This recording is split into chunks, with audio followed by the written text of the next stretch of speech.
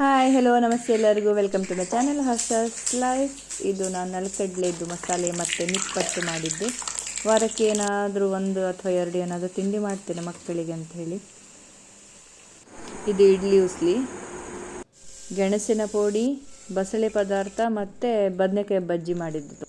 ಇದು ಎಳ್ಳು, ನೆಲಗಡಲೆ ಮತ್ತು ಬಾದಾಮ್ ಎಲ್ಲ ಹುರಿದು ಪುಡಿ ಮಾಡಿ ಅದಕ್ಕೆ ಬೆಲ್ಲ ಸೇರಿಸಿ ಉಂಡೆ ಮಾಡಿದ್ದು.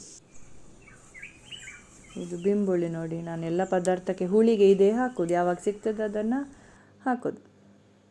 ಇದು ನೋಡಿ ಬಯೋ ಎನ್ಸೈಮ್ ಅಂತ ಹೇಳಿ ಮನೆಯಲ್ಲೇ ಮಾಡ್ತಾ ಇರ್ತೀನಿ. ಎಲ್ಲ ಸಿಪ್ಪೆ ಎಲ್ಲ ಇರ್ತದಲ್ಲ, ಯಾವುದು ಸಿಪ್ಪೆ ಆಗ್ತದೆ ಸಿಪ್ಪೆ ಹಾಕಿ ಇದರಲ್ಲಿ ಹೇಗೆ ಅಂತ ಹೇಳಿದರೆ 1 ಪಾರ್ಟ್ ಬೆಲ್ಲ, 3 ಪಾರ್ಟ್ ಸಿಪ್ಪೆ ಮತ್ತು 10 ಪಾರ್ಟ್ ನೀರನ್ನು ಹಾಕಿ ಇಡಬೇಕು. ನೀವು ಈಸ್ಟ್ ಎಲ್ಲ ಹಾಕಿದರೆ, ಇದಕ್ಕೆ 1 ಚಮಚ ಈಸ್ಟ್ ಹಾಕಿದರೆ 1 ತಿಂಗಳಲ್ಲಿ ಬಯೋ ಎನ್ಸೈಮ್ ರೆಡಿ ಆಗ್ತದೆ. ಡೈಲಿ ಅದನ್ನು ಓಪನ್ ಮಾಡಬೇಕು, ಅದು ಗ್ಯಾಸ್ ಫಾರ್ಮೇಷನ್ ಆಗ್ತದೆ. ಅದು ನಾನು ಫ್ಲೋರ್ ಕ್ಲೀನಿಂಗಿಗೆಲ್ಲ ಅದೇ ಯೂಸ್ ಮಾಡೋದು. ಕ್ಲೀನಿಂಗ್ ಪರ್ಪಸ್ಸಿಗೆ ಅದು ತುಂಬ ಒಳ್ಳೆಯದು. ನಾನೀಗ ಫ್ಲೋರ್ ಕ್ಲೀನಿಂಗ್ ತರೋದೇ ಇಲ್ಲ. ಇದು ನೋಡಿ, ನಂದು ಕೆಲವೊಂದು ಸ್ಟೇಕ್ಸ್ ಅಂತ ಹೇಳಿ, ಗಾರ್ಡನ್ ಸ್ಟೇಕ್ಸ್ ಅಂತ ಕಾರ್ಡ್ಬೋರ್ಡಲ್ಲಿ ಮಾಡ್ತಾಯಿದ್ದೆ. ಇದನ್ನು ಕಟ್ ಮಾಡಿ ಅದರ ಮೇಲೆ ಪೇಂಟ್ ಮಾಡಿ ಐಸ್ ಕ್ರೀಮ್ ಸ್ಟಿಕ್ಕಿಗೆ ಅಂಟಿಸಿದ್ದು ಫೆವಿಬಾಂಡಿಂದ. ಇಲ್ಲಿ ನಾನು ಅಕ್ರಿಲಿಕ್ ಕಲರ್ಸ್ ಯೂಸ್ ಮಾಡಿದ್ದು.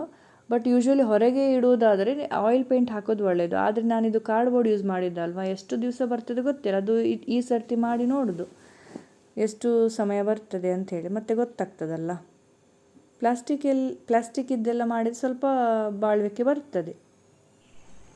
ನೋಡಿ, ಗಿಡಕ್ಕೆ ಹೀಗೆ ಪಾಟಲ್ಲಿ ಹೀಗೆ ಇಟ್ಟದ್ದು ಚೆಂದ ಕಾಣ್ತದೆ. ಯೂಟ್ಯೂಬಲ್ಲೆಲ್ಲ ಅವರ ಗಾರ್ಡನಲ್ಲಿ ಮಾಡಿದ್ದು ನೋಡಿದ್ದು ನಾನು.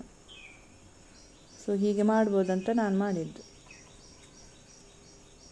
ಖುಷಿ ಆಗ್ತದೆ ಇದೆಲ್ಲ. ನಮ್ಮ ಎಂಟ್ರೆನ್ಸಲ್ಲಿ ಇದು ಇಟ್ಟಿದ್ದೇನೆ. ಇದು ಲಾಸ್ಟ್ ಇಯರ್ ಮಾಡಿದ್ದು, ಇದು ಕೂಡ ಲಾಸ್ಟ್ ಇಯರ್ ಮಾಡಿದ್ದು. ಇದು ನಾಳೆ ಪ್ರಾಜೆಕ್ಟಿಗೆ ರೆಡಿ ಮಾಡ್ತಾ ಇದ್ದೆ. ಬಾಯ್.